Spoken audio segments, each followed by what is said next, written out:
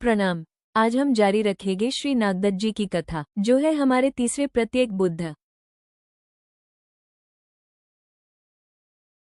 कभी ऐसा लगा है कि हमारी जिंदगी के कुछ घटनाएं, कुछ रिश्ते जैसे किसी अनदेखे धागे से बंधे हुए हैं। आज की ये जो गाथा है ना, ये हमें कर्म के उसी उलझे हुए गणित में लेकर जाएगी, जहां अतीत और वर्तमान एक दूसरे में ऐसे गुंथे हैं कि उन्हें अलग कर पाना नामुमकिन सा लगता है। देखिए, इस कहानी का निचोड़ बस इतना सा है कि आज हम जो कुछ भी हैं, उसकी जड़ें कहीं ना कहीं हमारे अतीत में छिपी हैं। और इस कहानी के जो किरदार हैं, उनकी यात्रा हमें यही दिखाएगी कि कैसे कैसे पिछले जन्मों के कर्म हमारे इस जीवन का रास्ता तय करते हैं। तो चलिए इस सफर पर निकलते हैं। सबसे पहले हम कर्म के उस अदृश्य धागे को देखेंगे, फिर बात करेंगे उस आघात की जिसने वैराग्य को जगाया। इसके बाद आएगी पूर्व जन्म के प्रेम की कहानी, और फिर हम जानेंगे नग्गति राजा के बारे में, और आखिर में हम देखेंगे आसक्ति से मुक्ति की ओर का रास्ता। तो कहानी की शुरुआत किसी राजमहल से नहीं हो रही है, नहीं। ये शुरू होती है क्षुत प्रतिष्ठित बुरशहर में एक बहुत ही गरीब बूढ़े चित्रकार से।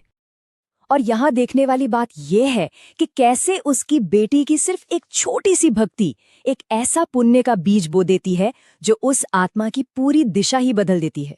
सोचिए, बस एक पल का वो धर्मपाठ उसे पीड़ा से निकालकर सीधा देवलोक तक पहुंचा देता है। ठीक है, अब कहानी में आते हैं हमारे अगले पात्र, राजा दृढ़ शक्ति। और इनका जीवन उस चित्रकार की नई दुनिया से एक बहुत ही चौंकाने वाले तरीके से टकराने वाला है। जरा सोचकर देखिए, उस राजा के दिल पर क्या बीती होगी। वो तो अपनी बेटी को लेने आए थे, और सामने क्या देखा? अपनी बेटी, अपने बेटे और एक और दिव्य प्राणी, तीनों की लाशें। उन्हें क्या मालूम था कि ये सब कुछ उस देव की रची हुई एक दिल दहला देने वाली माया थी, एक भ्रम था। ये जो पल है ना, ये बिल्कुल एक दोराहे जैसा है। देखिए, जैन दर्शन यही सिखाता है कि जिंदगी में जब कोई बहुत गहरा सदमा लगता है, तो वो या तो हमें डिप्रेशन के अंधेरे में धकेल देता है, या फिर अगर आत्मा तैयार हो तो वही सदमा, वही आघात हमें वैराग्य के उजाले की तरफ ले जाता है। और बस इसी एक सच ने राजा को अंदर तक हिलाकर रख दिया।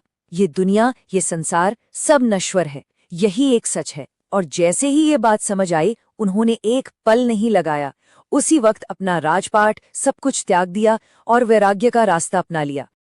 लेकिन मन में सवाल तो आता है ना, कि आखिर उस देव ने राजा के साथ इतनी क्रूर माया रची ही क्यों? और जैसे ही वो नए बने मुनि इस उलझन में थे, देव खुद उनके सामने प्रकट हो गए, अपना असली मकसद बताने के लिए। और यहीं कहानी एक ऐसा मोड़ लेती है जो हैरान कर देता है। मुनि गुस्सा नहीं होते, बिल्कुल नहीं, बल्कि वो तो शांत भाव से उस देव को धन्यवाद देते हैं। कहते हैं, तुम अपराधी नहीं हो, तुम तो मेरे उपकारी हो। तुम्हारी इसी माया की वजह से तो मुझे धर्म का सच्चा रास्ता मिला है। सोचकर देखिए, ये कितनी कितनी गहरी समझ है। चलिए, अब कहानी में एंट्री होती है एक नए राजा की, राजा सिंहरथ। और ये कौन है? ये पिछले जन्म में कंकम मंजरी के पति थे। राजा सिंहरथ को खुद नहीं पता था कि आखिर कौन सी ताकत उन्हें उस घने जंगल में खींचे लिए जा रही है। और वहीं उनकी मुलाकात होती है कनकमाला से। और ये कोई महज इत्तेफाक नहीं था, नहीं, ये था उनके ऋणानुबंध का खिंचाव, यानी पिछले जन्मों का एक ऐसा अटूट बंधन जो उन्हें एक दूसरे की तरफ खींच रहा था। ये पल हमें बिल्कुल साफ साफ दिखाता है कि ऋणानुबंध असल में काम कैसे करता है। ये आत्मा के लेवल पर फैसले करवाता है, इससे भी पहले कि हमारा दिमाग ये समझ पाए कि अरे ऐसा हो क्यों रहा है। और फिर जैसे जैसे वो बात करना शुरू करते हैं, दोनों को ही जाति स्मरण ज्ञान हो जाता है, यानी उन्हें अपने पिछले जन्मों की याद आ जाती है। और तब जाकर वो समझते हैं कि उनका ये रिश्ता कितना गहरा है। तो अब अपने पति की मदद करने के लिए, ताकि वो अपने राज्य और उसके पर्वतीय घर के बीच आसानी से आ जा सके, कनकमाला उन्हें एक खास शक्ति देती है। कनकमाला राजा को देती है प्रज्ञप्ति विद्या, यानी हवा में उड़ने की शक्ति। पर मजे की बात देखिए, ये वरदान भी एक तरह का नया बंधन बन जाता है। कर्तव्य और प्रेम के बीच लगातार आने जाने का एक कभी न खत्म होने वाला सिलसिला। तो अब राजा की जिंदगी कैसी हो गई? बस दो दुनियाओं के बीच एक अंतहीन सफर। राजपाट के कर्तव्य उन्हें शहर की तरफ खींचते और पत्नी का प्रेम उन्हें वापस पहाड़ पर ले आता। और इसी वजह से उनका एक नया नाम पड़ गया जो सीधे सीधे उनके इस काम और उनकी इस आसक्ति से ही निकला था। चलिए अब हम कहानी के आखिरी हिस्से में चलते हैं, जहां नगति राजा को अपनी इस हालत की सीमाओं का एहसास होता है। और यहाँ पर जो टकराव है वो किसी अच्छे और बुरे के बीच नहीं है, नहीं, ये तो दो बहुत गहरे, बहुत मानवीय मोह का टकराव है। एक तरफ राजा का अपनी पत्नी के लिए प्रेम और दूसरी तरफ उस देव का अपनी बेटी के लिए वात्सल्य। जरा सोचिए इस बात को। एक देव, एक दिव्य शक्ति जिसे इन दुनियावी बंधनों से ऊपर होना चाहिए, वो भी अपनी बेटी के लिए अपने पिता वाले प्रेम में इतना बंधा हुआ है कि उसे जाने ही नहीं दे सकता।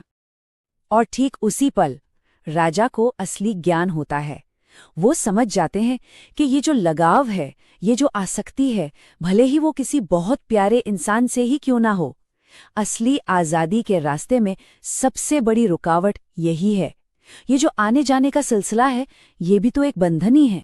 तो कहानी हमें यहीं इसी गहरे सवाल के साथ छूट जाती है कि जब कोई गहरे प्रेम और मजबूत कर्तव्य के बीच फंस जाए तो उसे सच्ची मुक्ति कैसे मिल सकती है। नगति राजा अब इसी चक्र से बाहर निकलकर एक प्रत्येक बुद्ध बनने के रास्ते पर चल पड़े हैं, जहां इस सवाल का जवाब उन्हें खुद ही ढूंढना होगा। जिनाज्ञा विरुद्ध कुछ भी कहा हो तो मिच्छामी दुक्कड़म। Like, share and subscribe for more such videos.